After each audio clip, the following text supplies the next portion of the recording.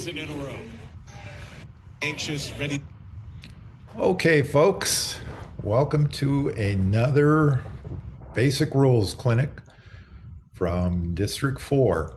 So we ask that you keep your self on mute for the clinic. At the very end, if any want to stay on and ask me a question, talk to me live, very happy to do that. The clinic is being recorded, and like all District 4 rules clinics, the video recordings are linked on the umpires page on the District 4 website. And also you can just go straight to District 4's YouTube link, which is shown there at the bottom. So these clinics, if you've been to the other two, these are basic rules clinics. Umpires, managers, coaches, staff, players, really anybody involved in Little League. We cover rules common to all levels of baseball and softball, but we have an emphasis with the basic rules clinic on minors and majors baseball. They're designed to acquaint you with the rule book, cover safety issues, and introduce new rules. So as you know, we've already had two of these, and those are the issues that we've covered on February 8th and February 15th. Both of those recordings are now on the District 4, linked on the District 4 website, and they are on the YouTube channel. So if you missed one of those, please get on YouTube and watch it as your leisure. I want to announce two other clinics that are coming up. One is tomorrow, and that's the Teenage Baseball Rules Clinic, and that'll be at 7 o'clock. This is a Zoom clinic, and you need to register for it, just like you did for these. And essentially what you need to do is go to the District 4 website, click on the baseball link on the side, and you will see the registration for it. We are also going to have a softball rules clinic, which will be presented by myself and Ed Newbegin from Walnut Creek. And that will be on Monday, this coming Monday, February 27th from 6:30 to 8:30. It's going to be, this is our one rules clinic that's going to be live. It'll be at the UC Extension, 2380 Bissell Lane. If you have anything to do with softball or are going to umpire any softball, you really should come to this. No registration is required. So what are we going to do tonight? Well, we had a little bit of Rule 7 to finish from last time. We're going to do that. And then we're going to talk about base awards. We'll have a question period. Then we'll talk about obstruction, have another question period, and then we go through interference. So we will highlight a lot of these rules with short video clips. And again, I'll be answering questions periodically. So the question periods are inserted into the presentation. They're marked with a slide that says questions. If you have a question at any point along the way, use the chat function. So these won't be asked in person, but use the chat function, type in your question, and send it to Don Waddell only. And when we get to those question periods, he will collect those and ask you. So if you have a question, don't wait for the question period. Just jot it down in the chat function, send it to Don. Okay, let's get started. We had a few things in Rule 7 that we had to finish up. And the first one is the special pinch runner. Now, I'm not going to spend a lot of time with this because most divisions are doing continuous batting, and the special pinch runner can only be used if you use a bat 9 lineup. So what the special pinch runner is that once per inning, but it's a local option. You can reduce that to only twice per game, but most all leagues use once per inning. You can have a special pinch runner come in for a runner on the base. Who can be the special pinch runner? Needs to be a player who is on the bench and not currently in the batting order. Can you special pinch run for a player more than once? No, it can only be done once for each player. It is not considered a substitution for substitution rules, and it cannot be used if it's that player's first at bat. Remember back to the first session, we talked about mandatory play. And if a player is coming up to bat for the first time and they get on base, they also have to run the bases.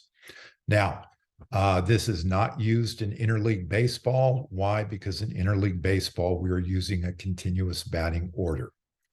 What you will see much more is the use of the courtesy runner. And again, this is a local option. Your league can decide whether or not to use it. Generally, most leagues use it. And the courtesy runner will be used at all levels of interleague baseball. Now, who can be courtesy run for? It can only be the pitcher or catcher of record. What does that mean? That means whoever was the pitcher or catcher at the end of the last defensive inning, those are the only two players that can be used for a courtesy runner can be used for them. And it must only come when there are two outs. It does not remove a pitcher or catcher from the lineup. And what if you have bat nine versus continuous batting order? There's a little bit of a difference. If you're using bat nine, it cannot be a player who is currently in the batting order. So it has to be a player who's on the bench. And the same courtesy runner may not run for both the pitcher and the catcher anytime during the game. So if you have somebody who ran for the pitcher, they then can't run for the catcher. That's the bat nine rule. Now, continuous batting order, much more relevant to pretty much every division and every league. If you use a continuous batting order, who is going to be the courtesy runner? It must be the player who made the last out. But again, it's going to be only for the pitcher or catcher of record with two outs.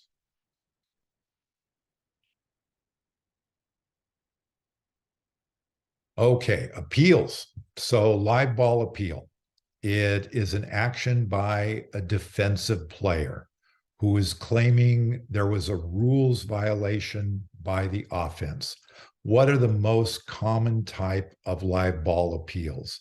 That a runner missed a base. In rounding second base, the runner didn't touch second base, or failing to tag up properly on a caught fly ball. In other words, the runner went back to tag up, but left before the ball reached the fielder, or failing to touch each base in order. And I'll talk a little bit more about that in a minute. We'll actually have a video that demonstrates that. So these appeals can only be made when the ball is live. We also have dead ball appeals. For example, did a player use an illegal bat or batting out of order? Those are dead ball appeals. But for live ball appeals, it can only be when the ball is live. It must be an unmistakable act. In other words, the defensive player has to alert the umpire and make it unmistakable that they are appealing. That can be done by holding up the glove, for example, as they touch a base. But what can't be done is the player just walks by a base and happens to touch the base. That would not be an unmistakable act. The umpire cannot help. So if a player asks an umpire, hey, did that player miss the base? Umpire can't help whatsoever. They can't help the defense in how to run an appeal. Many times you will have the ball or the time is out. We have a dead ball and a player will try to appeal. It has to be live ball. So if you're an umpire, don't make a signal out or safe on this. It must be a live ball. If they keep doing this and are getting frustrated as an umpire, just simply state that time is out. Time is out. They need to figure out the rest of it. It must be a player. In other words, a coach or manager cannot come out of the dugout and make the appeal. It must be by a defensive player. It must be done before the next pitch play, or attempted play. Once we have the next pitch, play, or attempted play, the window for the appeal has closed and there cannot be an appeal. And remember, this is a live ball situation. So as the team is appealing whether a runner missed first base or not, if you have a runner on third base, that runner can run home, can steal home, because it is a live ball situation. So let's look at a couple of examples. So the first one will be an appeal in which the fielder tags the runner. This is a runner, and somebody asked about this in the last rules clinic. This is going to be a case where a runner misses first base.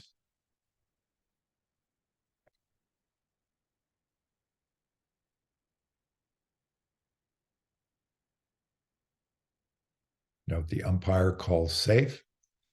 And now for this appeal, he is going to tag the player.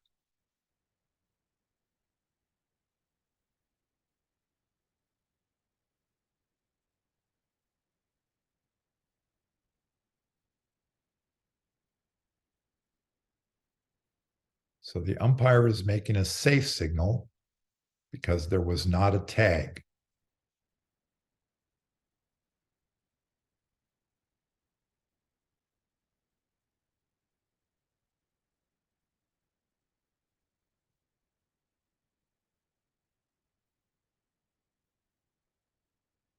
Now, why didn't the umpire immediately signal out? I think because the appeal probably wasn't unmistakable. Maybe the umpire didn't know if the appeal was made because the runner made an effort at second. I don't know, or he just spaced out. But also know, as umpires, if we have a situation where a runner is going to first base and the ball is thrown to the first baseman and the runner gets there first but doesn't touch the base, once that runner runs past first base, we give a safe signal. If we didn't, we would essentially be telegraphing to the defense they didn't touch first base. It's an appeal play. The defense has to notice what happened and then make the appeal. Here we have an appeal that is by tagging a base. This is going to be Ichiro on first base. He's going to run to second. He's going to start back to first base, and then he's going to run to third base. The rule on running the bases in order is that if you reverse the order and then you start going forward again, you must touch all the bases in order. So what you'll see here is he touches second, heads back to first. He should have then touched second base again before heading to third, but he doesn't, and the defense notices.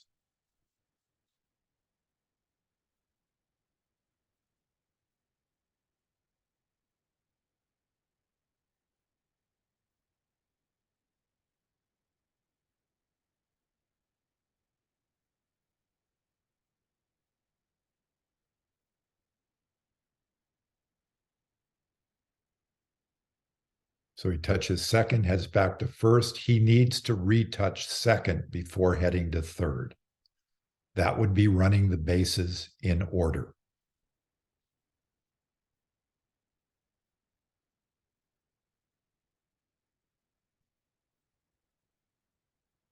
And here's the appeal and the out. Did they have to go back to the pitcher? In Little League, you do not have to go back to the pitcher. When the ball was thrown into the infield, the second baseman could have run over to second base, tagged the base for that appeal. Okay, we finished up Rule 7. So now what I want to go through is base awards. And we have a few to go through here. So when we give base awards, there are a lot of different issues that lead to the determination of what kind of base award it is, when do we judge when the base should be awarded, et cetera. So part of what goes into it is time of determination. Do we judge the base award at time of pitch or time of throw? And we also have to know what kind of play it was. Was it a pitch? Was it a throw? Was it a hit?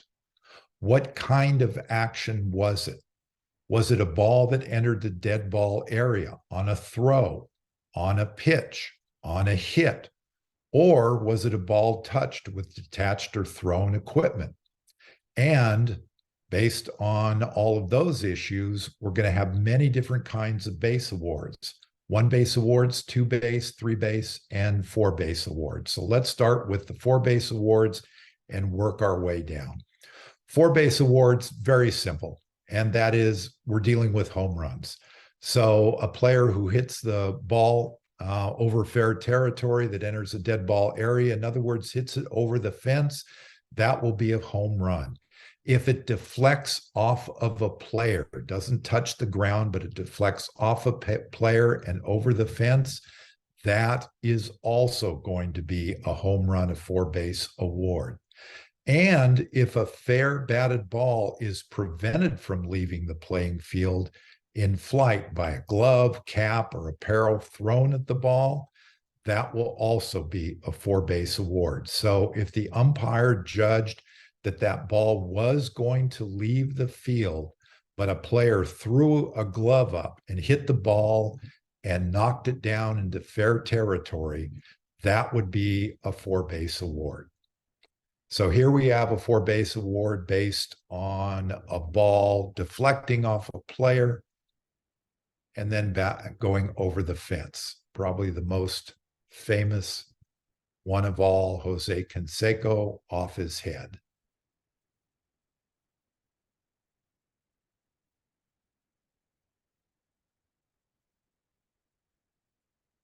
Very hard head. If you ever get a chance, look that up, watch it on YouTube, and listen to the announcers laugh hysterically about that. Okay, 3 base awards. These are really pretty simple. These are the only 3 base awards there are. A fair batted ball deliberately touched with a cap, mask, or any part of the uniform that is detached. So these are both going to be a fair batted ball. An example of this would be, say, a pop fly, and the player takes his or her cap off and tries to catch the ball in the cap. The ball must touch the cap or part of the uniform that's been detached or the mask. Also, a fair batted ball that's hit by thrown equipment, for example, a glove. The ball's hit and the defensive player throws a glove at it. The thrown equipment must touch the ball. So just by throwing equipment at the ball doesn't mean anything. It must touch it. You will occasionally see this in Little League. I've seen players do this. They've just actually never been accurate enough to hit the ball with that throw. So here's an example. We're going to have different views of it. The first one isn't too clear. This is going to be the pitcher throwing his glove up at the fair batted ball. And it's going to touch the ball.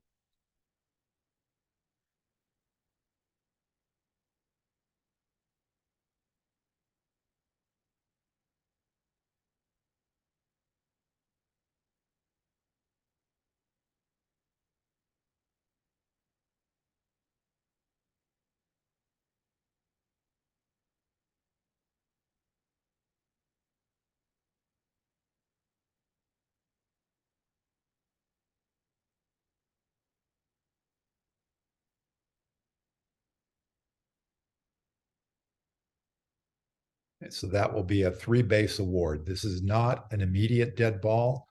Why? Because if the ball was hit into the outfield, we want to allow the runner at their own risk if they wanted to get to third and then go home. Okay, now we get to 2 base awards, and there's a number of 2 base awards. So first one we're going to talk about is a fair batted ball that enters a dead ball area. Most common you'll see here is a ball that bounces in the outfield and bounces over the home run fence. but there's other versions of it. If you ever umpire at Martinez at Hidden Lakes Lower Field, there's a gap between the home run fence and the the dead ball fence. And if the ball goes into that area, that would also be a two-base award. This is from time of pitch, time of pitch. So here are some examples. First ones of these will be balls that bounce over the home run fence or bounce fair and then go into dead ball area. All of these two-base award from time of pitch. Now we have some examples of balls that get stuck. And these are also two-base awards, time of pitch.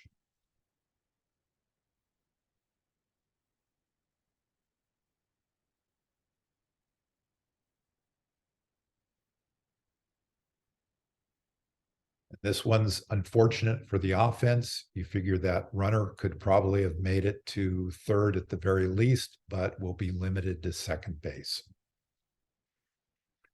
Okay, more two-base awards. Two-base awards on a thrown ball.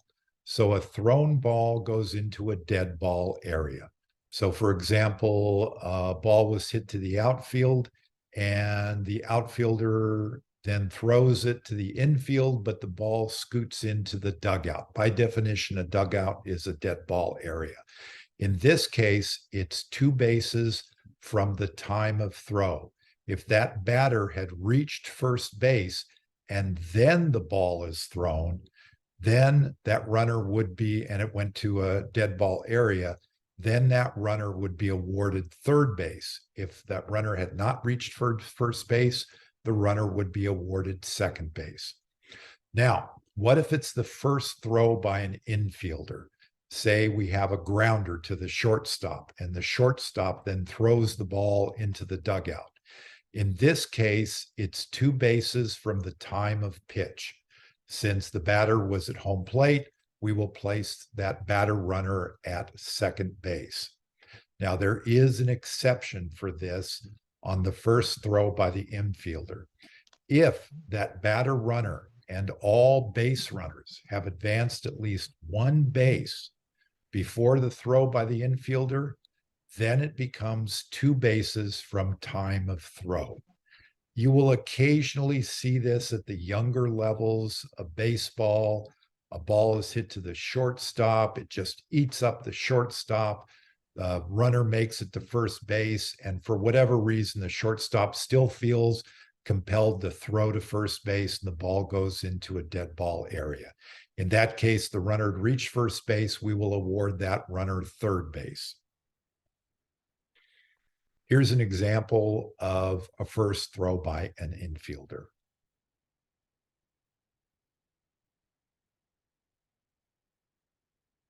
It sails into the fans.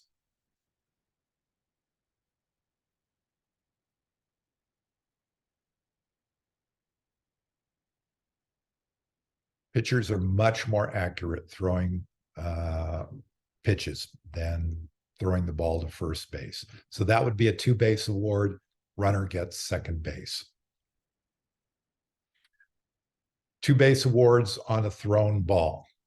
Now, if the thrown ball is deliberately touched with a cap, mask, or any part of the uniform that is detached, or a thrown ball is hit by thrown equipment, such as a glove. And again, equipment must make contact with the ball. So remember, if it were a hit ball and a glove were thrown at it, or they tried to catch it with a cap, three bases. But if it's a thrown ball and the same thing happens, then it's only a two-base award. There's a reason why I don't have a video on that one. It's because I can't find any. It's very rare. So now we move our way down to one-base awards. So if it's a throw or pitch from the pitching plate that goes into a dead ball area, that will be a one-base award. So the pitcher pitches the ball and the ball gets stuck in the backstop, or you're playing at Buckeye Field in Lafayette and the ball goes right through the backstop fence where you can hand balls to the umpire, that would also be one base. If you're playing 50-70, for example, or juniors, and a pitcher attempts a pickoff play, but is engaged with the pitching plate, that will also be a one base award. If the pitcher is not engaged with the pitching plate, he or she is considered a fielder, and then the award is two bases. One base award, if a pitched ball is played with detached equipment. Where do we see this? This is the catcher takes off their mask and then tries to scoop the ball up, the pitched ball up with the mask or scoot it towards them. That is a one base award. If any runners are on a base, they will be awarded one base. So here's an example of that. Takes his mask off, scoots the ball.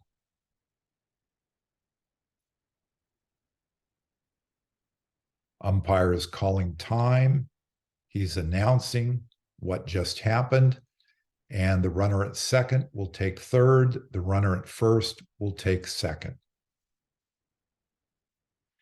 Also, one base award.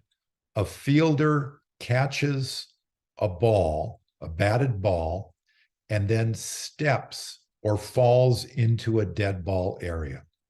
A number of years ago, Little League used to have something called out of play and catch and carry. And that meant that a player could catch a ball and carry that ball into an out of play area and then return to the field of play, and the ball was still live. Little League has gotten rid of that concept of out of play. We only use dead ball area now. Anytime a part of the fielder's body with the ball touches a dead ball area, it's an immediate time.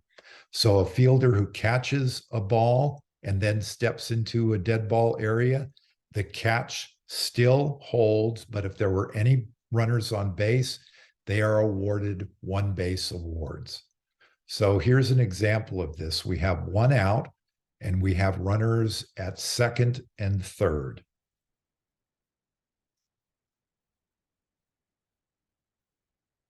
Foul ball, fly, it's caught. He enters the dead ball area.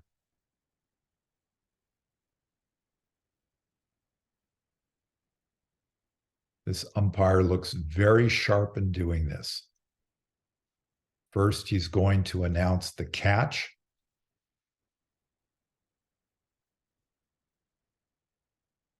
Now he's going to kill the play. And now he's awarding the bases.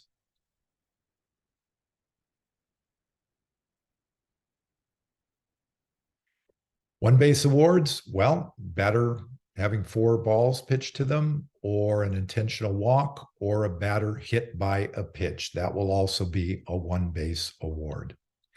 Don, do we have questions? Jim, we have some questions.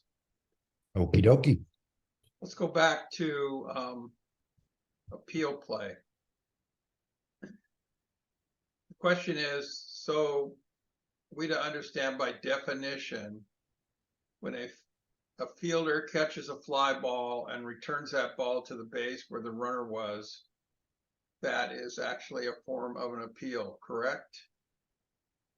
Yes, this is, and I'm assuming it's a fly ball, and I'm assuming that you're talking about a runner left early. I'm just telling you what the question is. Okay, so I'm assuming the runner's not in contact with the base. Yes. Okay, so that is one of those cases where if a runner has left early or did not tag, we sort of consider that an obvious appeal when the ball is thrown behind the runner to the base. It would be good if the runner, raised their hand, raised their glove with the ball in it, but that is sort of, we consider that an obvious appeal play. If it was a case of missing the base, that's something that will have to be, the umpire may ask, what are you appealing? And then the fielder would have to say, he missed first base, for example. Okay, we have another appeal question. So it goes back to the Ichiro play where he returned towards first and then advanced to third without retouching second. So the question is, hey, you said in Little League that you don't have to go to the pitcher first. But what if timeout had been called? Don't you have to go back to the pitcher and have the ball put back in play before a proper appeal can be made? Yes, that would be the case. On that play we showed, there was no time that was called. The ball was just in the infield, but that is correct. If time has been called, the ball has to go back to the pitcher. The home plate umpire must put the ball into play, and then the pitcher will then throw to a base. We have a question about the improper touching of a ball. Is that an immediate dead ball when that happens, or is it a delayed dead ball? That will be a delayed dead ball.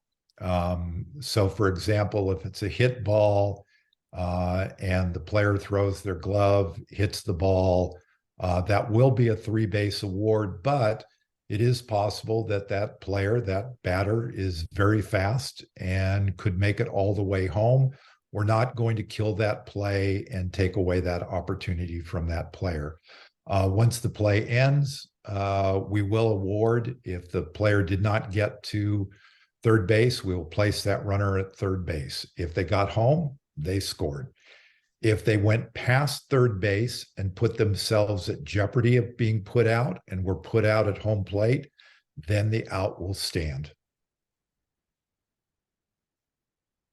Okay, those are the questions we have, Jim. Okay, thank you. Okay, now we're going to talk about, those fun topics of obstruction and interference. So what I want to do first is talk few slides about talk about both obstruction and interference. Then we'll break them apart. We'll talk about obstruction. Then we'll talk about interference. So obstruction and interference, if you want the definition of them, go to Rule 2 in the rule book. So that's where we start with obstruction and interference.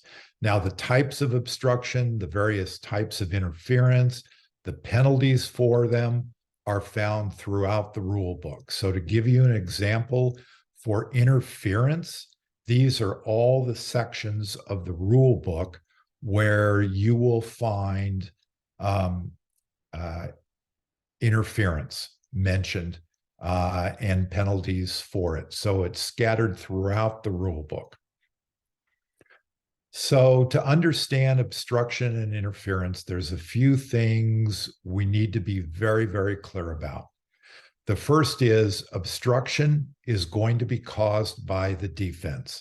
So anytime we're calling obstruction, that means the defense did something wrong.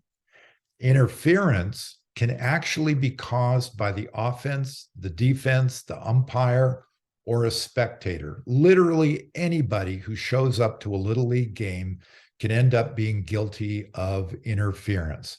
But mostly what we talk about is offensive interference. So start thinking in those terms. Obstruction caused by the defense is guilty of an infraction. Offensive interference caused by the offensive player. When a fielder and a runner collide, what do we have? Do we have interference? Do we have obstruction? Well, one thing to always remember, and I think this is very difficult for folks for some folks to grasp this, and I think it's based on a myth of baseball, and that is a runner has an absolute right to a base path between bases. That's true unless a fielder is fielding a hit ball. So if a fielder is directly in front of the runner, but is fielding a hit ball, that fielder has a right to that space, and that runner does not have the right to intrude upon that space. Also, catching a thrown ball does not in Little League allow a fielder to impede a runner, meaning that we don't have in Little League the concept of, oh, the throw took the fielder into the path of the runner, and they had a collision before the fielder was able to catch that ball. That would be obstruction. It's plain and simple with Little League. Either that fielder had possession of the ball and had a right to that spot, or the fielder did not have possession of that thrown ball and did not have a right to that spot. Okay? Few other things to remember about both obstruction and offensive interference. Obstruction and offensive interference do not have to be intentional, although they may be intentional. Generally, most cases of obstruction and offensive interference are unintentional. Obstruction and offensive interference do not require physical contact.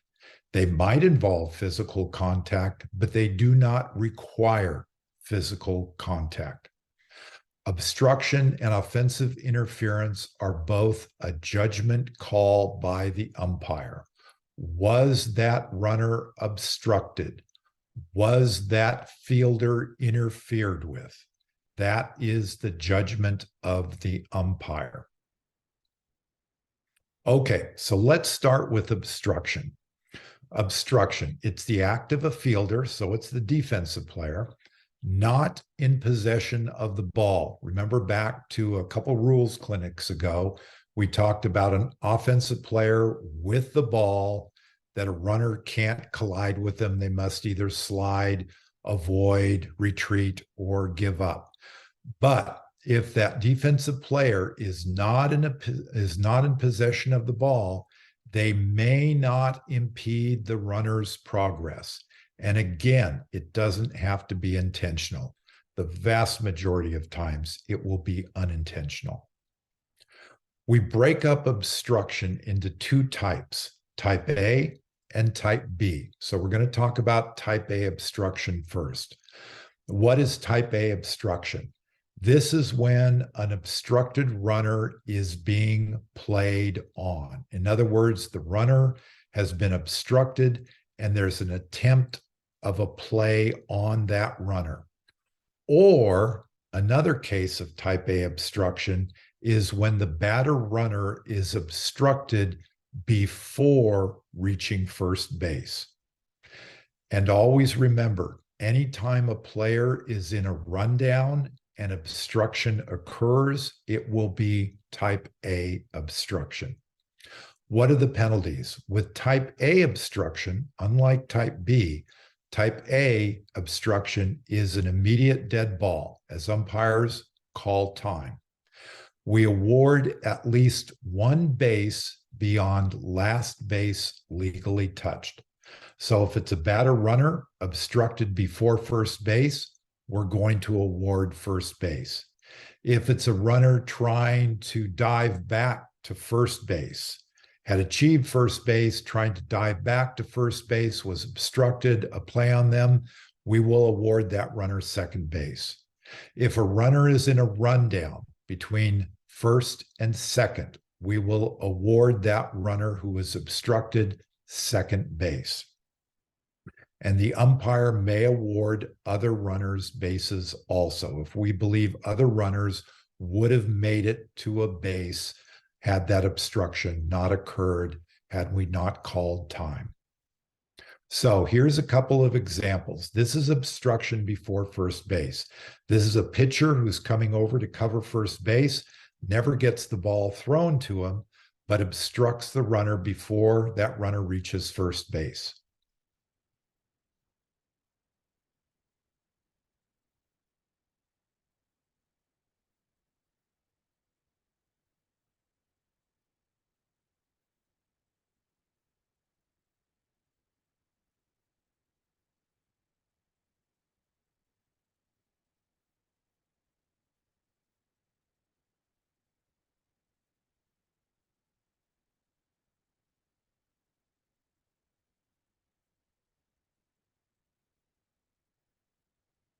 In this case, the umpire at first base called the runner out. What should have happened? Time, that's obstruction, you, first base. Here's an example of a rundown. This is at the Little League World Series. This is a rundown between third base and home. And the obstruction occurs right there. The umpire is noting the obstruction, telling the runner, you score.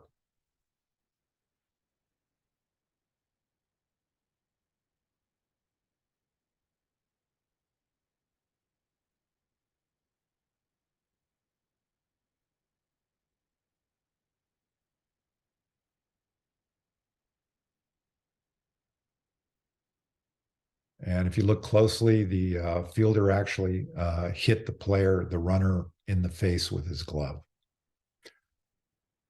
So this is going to be a play on a runner. In other words, the runner is obstructed and there's an attempt to make a play on this runner. This will be at home.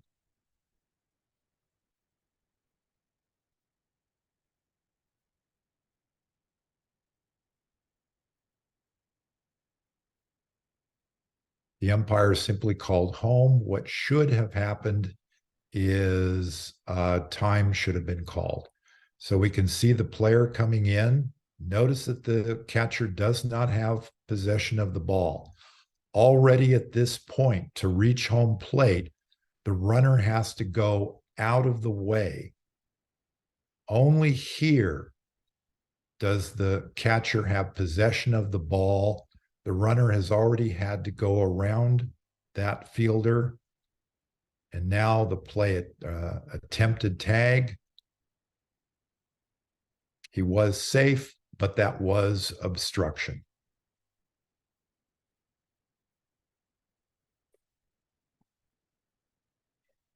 Okay, let's move on to type B obstruction.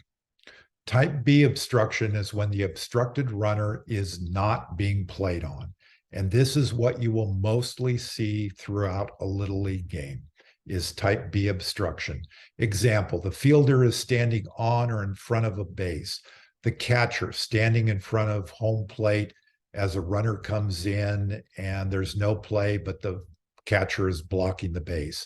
A ball gets hit to the outfield and the first baseman immediately comes back and stands on first base. Or the first baseman simply turns around and is looking to the outfield and is now in the base path of that runner. A fake tag is considered type B obstruction. Always announce fake tags as obstruction. It is a safety issue. This is a case where a fielder without the ball is attempting to fool the runner and to get them to slide and to stop at that base instead of coming in, standing up, and possibly running to the next base. Penalties. This is a delayed dead ball. When we see it, we will call obstruction, but we're not going to stop the play. We will see the play out, and then we will only award bases to nullify obstruction. And we may also award bases to other runners. A few things about type B obstruction. always declare loudly the obstruction and point when it happens. We use our right hand, our power hand, outs, strikes, interference. That's obstruction. Point to the obstruction and say loudly, that's obstruction. We're telling everybody that we saw that. We're also trying to give a little notice to the defensive manager, hey, your first baseman is obstructing on every single play. So get them to stop doing that. Most type B obstruction does not end in an award of bases. So know that about Little League. We do not automatically award bases. I would say in the typical majors Little League game, regular season, you will see obstruction up to 10 times in a game. Hopefully you call it up to 10 times in a game, and chances are not a single time will you actually award bases on it. Why? Because the runner ended up on the base that runner should have ended up on. What happens if a runner, batter hits what we consider a double, and the runner rounds first base, runs into the first baseman, falls down, gets up, runs into second safely, but at that point starts running to third base. If the runner runs beyond the base that umpire would protect that runner to, the runner is in jeopardy of being put out. So let's look at a type B obstruction. This is what you'll see over and over in Little League games, a first baseman just standing in the way. This was clearly a single. The runner wasn't going any farther than that. Here we have what would be a double. And we see the first baseman once again gets in the way, but the runner ends up on the base they should have.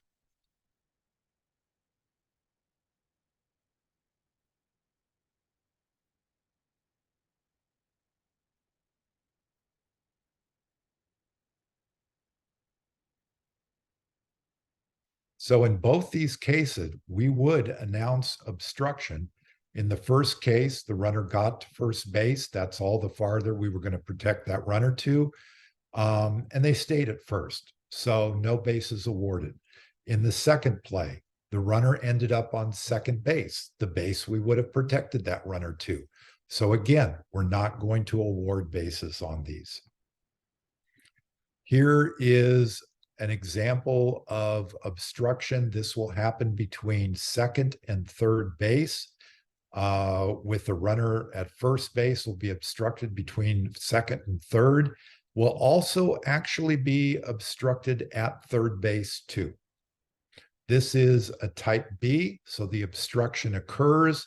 It's simply announced. We don't do anything about it until at the end of the play. You'll see a couple of views of this.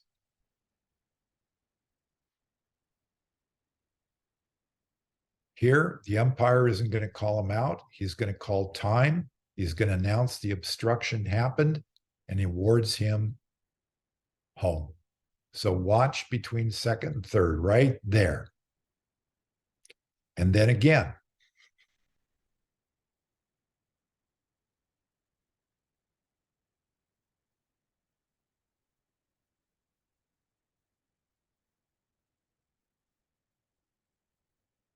That impeded the runner.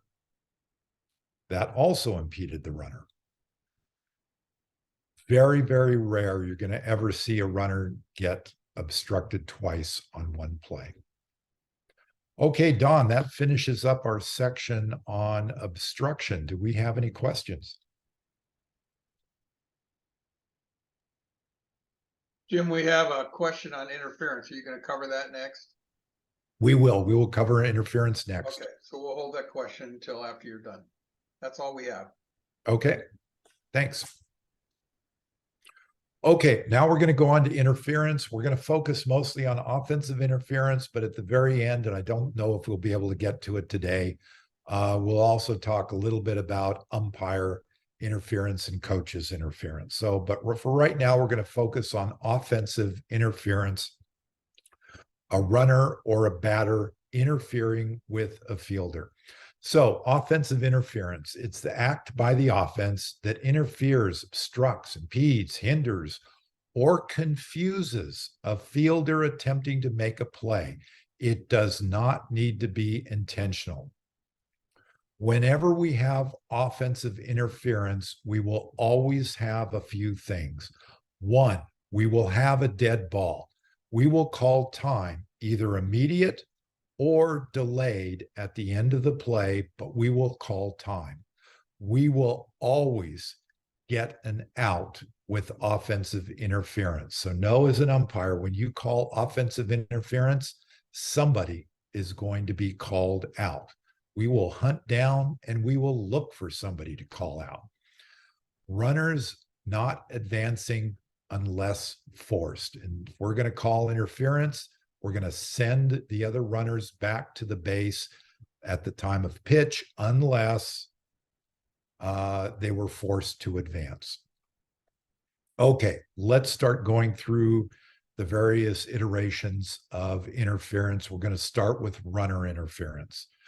Runner interference, hit by a batted ball before the ball passes or touches an infielder besides the pitcher. So this is a runner running between bases and the ball hits them, and we have fielders behind that runner.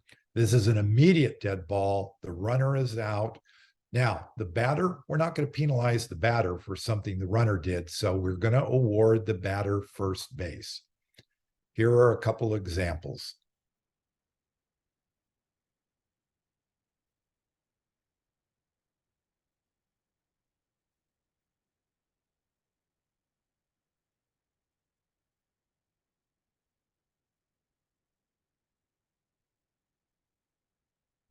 Very easy calls to make. If you see it, call it.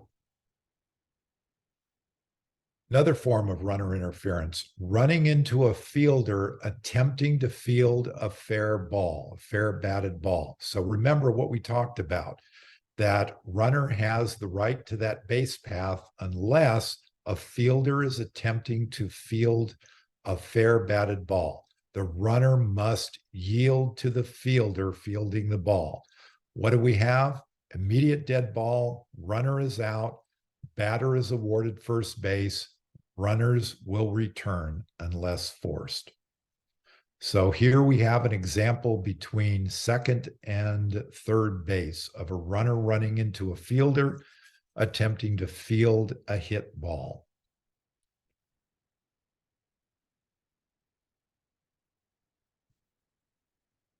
Umpires all over it.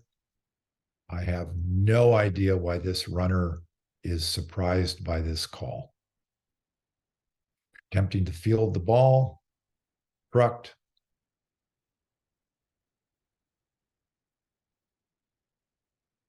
Now, does there have to be contact? No, there does not have to be contact of a runner hindering a fielder attempting to field a ball. If hopping over the ball, if it interferes. Now, the runner obviously doesn't want to get hit by the ball because that would be runner interference and they would be out. So they're going to try to avoid the ball. But what you will have sometimes is runners who will attempt to block the fielder by hopping over the ball or timing their running to confuse the fielder. Running too close to the fielder. Remember, contact doesn't have to be made. But if you have a fielder who's bending down trying to field a ball and the runner runs so close that you see that fielder jerk back, we are going to call interference. Waving of arms, jumping up and down in front of a fielder, that is runner interference. And verbally yelling, "I got it," or right as the ball is coming down, yelling at the fielder, "Drop it." That also is runner interference. If you hear that, kill the play, call that runner out. If that fielder or if that runner intentionally interferes with a catch, throw, or tag, also, that would be that they are intentionally attempting to do it. What's the penalty? Ball is dead, runner is out. Again, batter awarded first base, runner's return. However, if that interference was part of breaking up a double play, we are going to have 2 outs. We're going to call the runner out, and we're going to call the batter runner out also. So here are some examples, and admittedly, they're a little difficult to see, but these are examples of fielders. The first 2 running between second and third, who are sort of timing their running to purposely try to hinder the fielder from fielding a hit ball. We're going to see a number of views of this, so if you don't catch it the first time, this is the third baseman attempting to field the ball.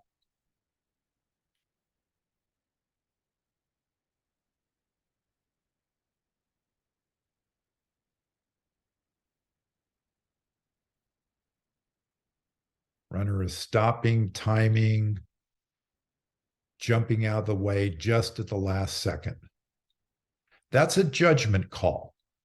That's going to be a judgment call for the umpire to decide, was that runner attempting to avoid that ball, or was that runner very consciously trying to hinder the fielder?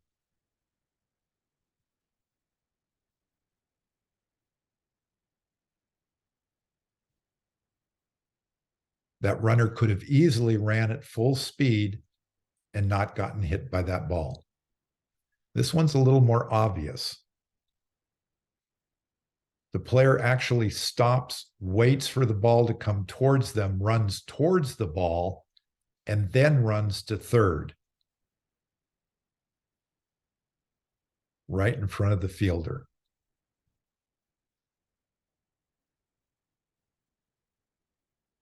And here is a fielder running too close, or a runner running too close to the fielder, although there is no contact. This clearly hinders the fielder.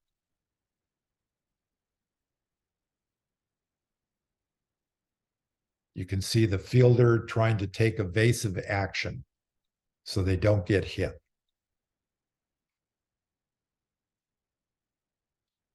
Here we have taking a fielder out on a double play.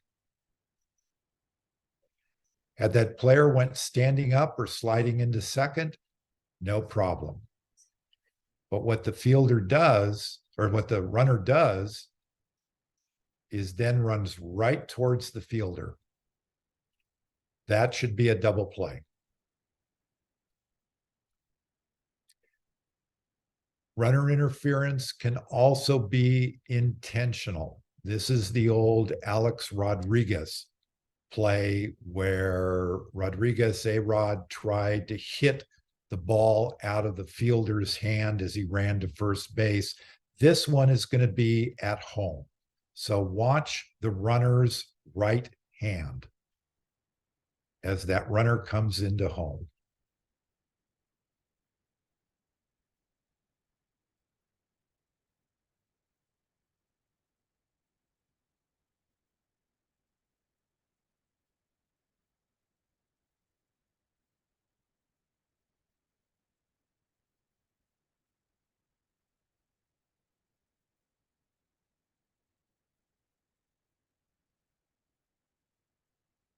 That was not called. It should have been offensive interference. The runner should have been out. Okay, now we move to the batter. Batter interference, touched by a fair batted ball before a fielder. So the batter is out of the batter's box, has hit the ball, but then touches that fair ball before it touches a fielder. Dead ball, batter runner is out, no runners may advance. So here's an example. You'll see it hit his thigh. Umpires are killing it. out of the batter's box, and well, actually it hits his knee. Here's one, hits the batter's helmet.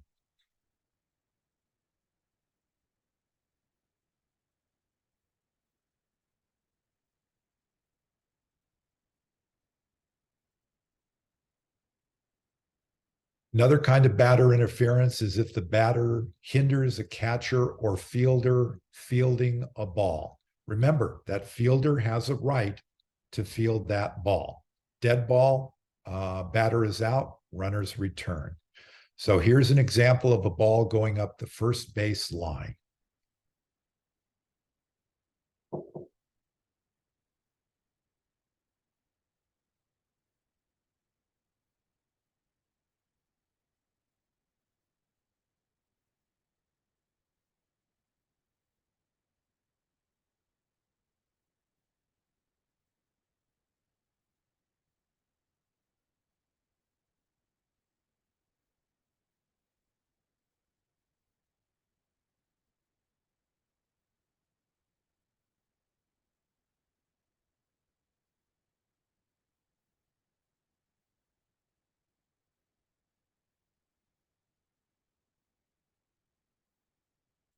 Okay, want to make a couple of points about this one. So the first is, well, where is the runner supposed to run? The runner either needs to go into the infield to avoid that fielder or to go into foul territory to avoid that fielder. Now, what about the case that this fielder muffed fielding that ball? At what point does that fielder no longer have protection? We use a reference of a step and a reach. If that ball is within a step and a reach of that fielder, they still are protected. Say if that ground ball had gone past the fielder, gone out to outfield, now that fielder is no longer protected. Now it would be obstruction. But the fielder is within a step and a reach of this ball and is therefore protected. So that has to be offensive interference. It's also a batter interference if that batter interferes with a catcher's throw on a stolen base. This is going to be a delayed dead ball. If the runner who's attempting to steal is still thrown out, then the out stands and the batter remains at bat. If the runner is not thrown out, then the batter will be declared out and the runners must return to their base. What if, however, the batter strikes out and then interferes with the catcher making this throw and the runner is not thrown out? Remember, we're always going to find an out. So that batter, they are a retired batter. They are out because they're out on strikes. They can't be called out a second time. So we will find somebody to call out. That catcher was trying to throw down to second base. That runner going into second, that runner will be out. Here are some examples of batter interference. Most of these are after the swing, it carries the batter out of the batter's box across the plate.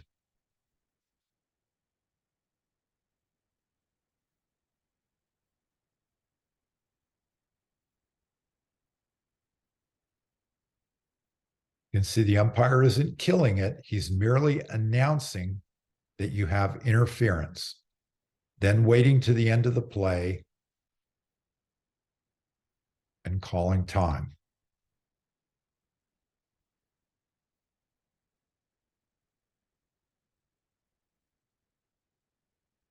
Now, in this case, the backswing was not the reason for it. It's that the player's stepping out.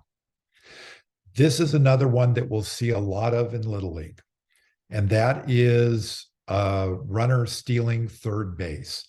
What must the batter do? The batter cannot step out of the batter's box. The batter cannot step into the way of the catcher. So in this case, you see the batter is stepping out of the box, stepping back right into the way of the catcher, whether it's intentional or unintentional. We're going to declare that batter out. Here we have a case of a batter remaining in the box, moving a little bit, but in no way interfering. So this would not be batter interference on a steal to third.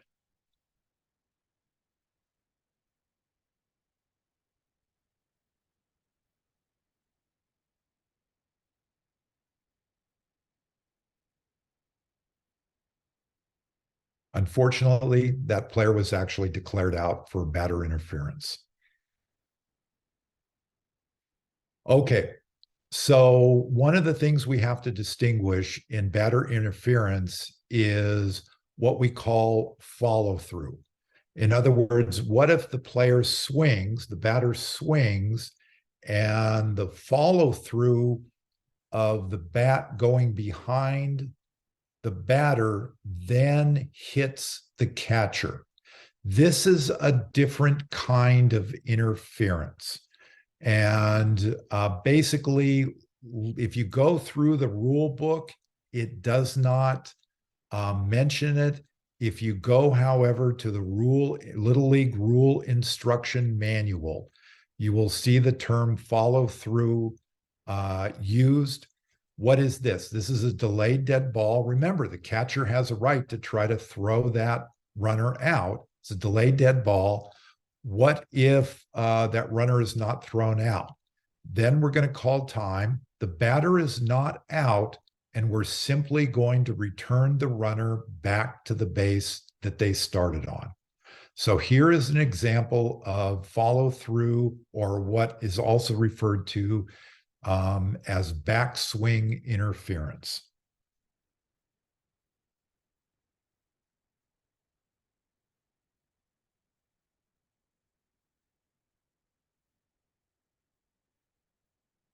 Here the umpire is telling the runner to go back. Here's the backswing. There it hit the catcher.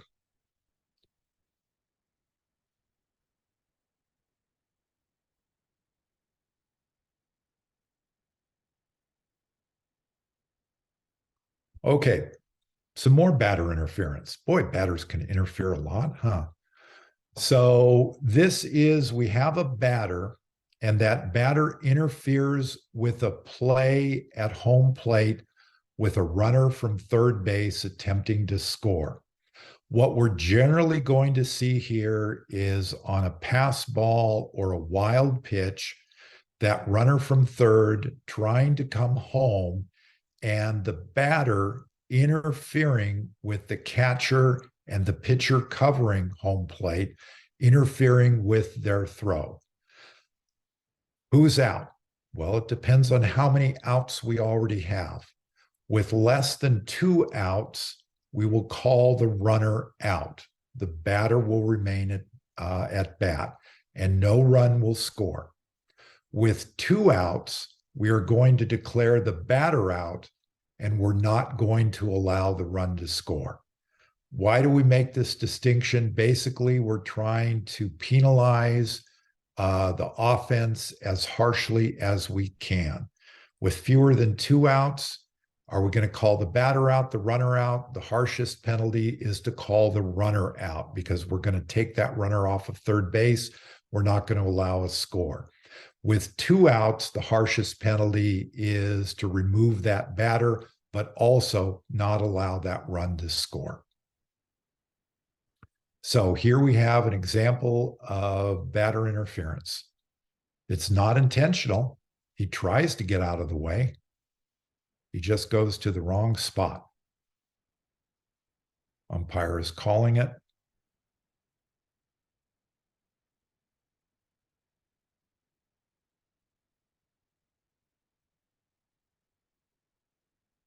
It's a little unclear who is out.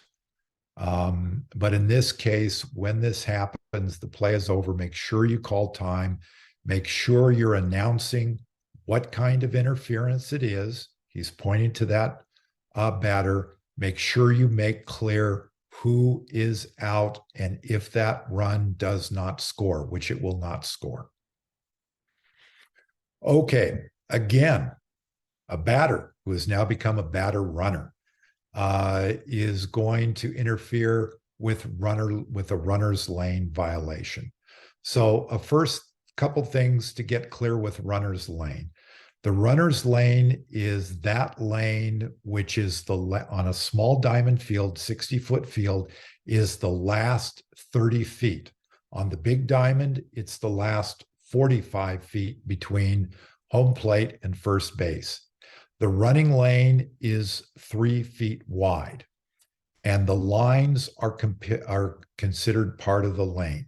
Listen, if your field doesn't have a running lane, it hasn't been chalked, or that running lane is made, which is usually the case, to be about 1.5 feet or 2 feet wide, you don't have to go by the lines, or if there are no lines, you know roughly what that runner's lane is. Another thing to remember about the runner's lane is that both feet must be partially or fully in it. That means if most of the foot is outside the lane, but part of the foot is touching the lane, that means the runner is in the running lane. So when does a runner have to run in this runner's lane? When do we have the potential for a running lane violation? If we have a runner running outside of the lane with 1 or both feet, which means 1 foot can be in, 1 foot can be completely out, that is a potential for a running lane violation. But do we just simply call a runner out because they're out of that runner's lane? No, a couple other things have to happen. That runner has to actually interfere with a fielder taking a throw at first base. That means the throw must be made. There must be some kind of interference. And the thrown ball must come from behind the runner. So if the ball's being thrown from the shortstop, you cannot have a running lane violation. What's the penalty? Ball is dead, batter runner is out, no runners advance. So here we're going to have a classic case, and we generally see it with bunts. We have what's called this imaginary box. That imaginary box is from the front of the mound and generally a line that goes straight to each foul line. This area is called that imaginary box. That ball needs to be thrown from this area. So if a fielder fields a ball over here and throws it, you cannot have a running lane violation. You can't have one thrown over here. But generally, you're going to have a pitcher or a catcher or a third baseman crashing who is going to get this ball and throw from this area. So this is going to be a classic example. Thrown from behind. The runner is clearly outside the running lane, and that runner interferes with a fielder being able to catch that ball at first base. So all of that comes together to make that a running lane violation. Now, let's watch it again real quick. And for extra pain, the runner steps on the fielder's foot.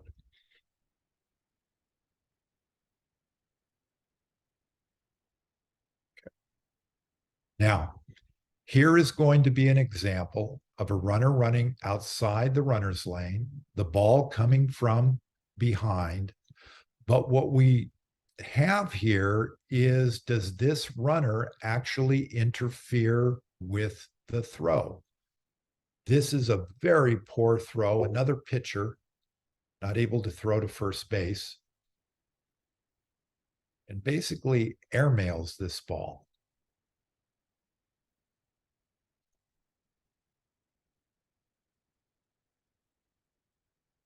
So the question now becomes, is that a runner's lane violation? We talk often about the throw must be a quality throw. And what we mean by a quality throw is a throw that can be handled by the first baseman. There is nothing in the rule book that actually says this, but if we look at the Little League rule instruction manual, I think they use the term quality throw about 4 or 5 times. Know that there are a number of people in Little League who disagree with this and want that rule instruction manual changed so that it doesn't include that. But part of the rule is the runner must interfere with this throw. This runner did not interfere with this throw or the fielder catching this ball because the fielder couldn't even make an attempt to catch this ball. So this should not be called a runner's lane violation. Now, we've talked all about offensive interference. Can the defense have interference? Yes, we see this with the catcher. So this is defensive interference, and it's when a catcher interferes with a batter. Generally, what we're going to see is a catcher reaching their glove too far forward, and the batter on the swing will contact the catcher's glove. That's where we will generally see it. If no play follows, say the batter fouled the ball off or it was a swinging strike, we were going to call timeout. We're going to call time, and we're going to award the batter first base. If, however, a play follows, for example, the batter actually contacts the ball, hits a fair ball, and also hits the catcher's glove, it is going to be a delayed dead ball. And the offense may accept the penalty, which is putting the batter at first base, or can accept the play. It's going to be up to the offense. However, if the batter and all runners advance safely, then the interference will be ignored. So here's a classic example of catcher interference.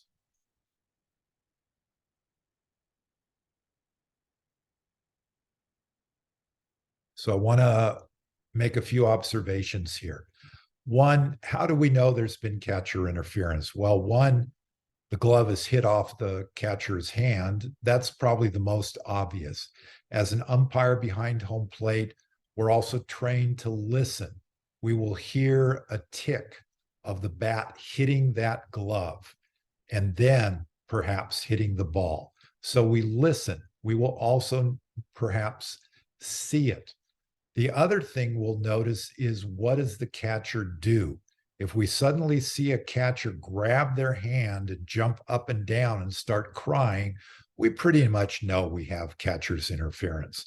But also, one of the things that many times happens when a catcher actually interferes with that and the bat hits the catcher's glove, many times what you'll see is a catcher will immediately retract the glove. It either scares them or they're trying to act like, I didn't touch it. So those are a couple things to observe. The other thing, what does the umpire do at home plate? The ball was actually hit. It's a fair batted ball. So this is going to be a delayed dead ball. The umpire does not call time, but clearly announces the interference. That the runner chooses not to run to first base, that's his prerogative. This play actually had a runner at third base. And what happened was the batter runner was thrown out at first, and the runner from third scored. At the end of the play, when time was called, the offense decided to take the out and the run instead of sending the runner back to third and placing the batter on first base. Okay, we are past our time, so we only have a couple more interferences to cover. We'll cover those next time, umpire interference and also coaches interference. But Don, to end it, do we have any questions?